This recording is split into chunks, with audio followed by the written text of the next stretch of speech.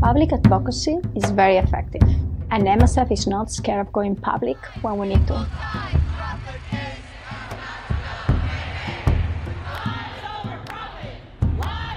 The work of the access campaign is needed because there's many drugs, vaccines and diagnostics that are too expensive or do not exist. In fact, most of our advocacy is private. One-on-one meetings, long-term negotiations, but sometimes they fail, or sometimes it's just imperative to speak out. And then we just take the streets and we demand change. Change from governments, or change from pharmaceutical companies, or whoever it's necessary.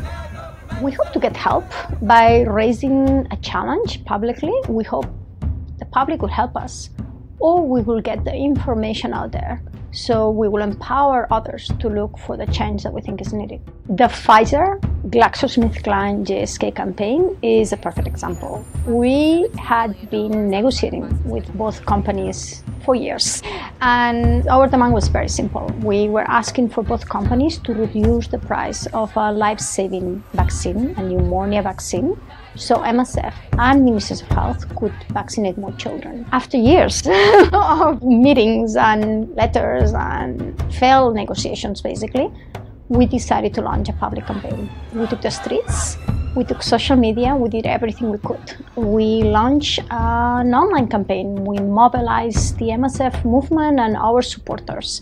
We were quite innovative. We used social media, humor, videos, we wrote letters, we demonstrated in front of Pfizer headquarters here in New York. We dropped flowers on the steps of the building.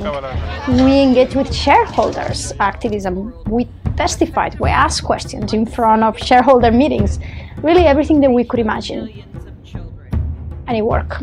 Pfizer has committed to reduce the price of pneumonia vaccine for MSF and other humanitarian organizations, and we're hoping to be able to start vaccinating and scaling up our medical operations and the use of pneumonia vaccine very soon.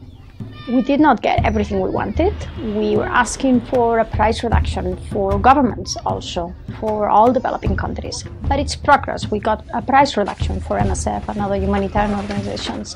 And the public support and the public campaigning was essential to achieve that. Public advocacy and campaigning is not only effective, but it's also our responsibility. It's part of our DNA. We own it to our medical operations and to the patients that we're trying to serve. It is our present, and it should be a big part of our future.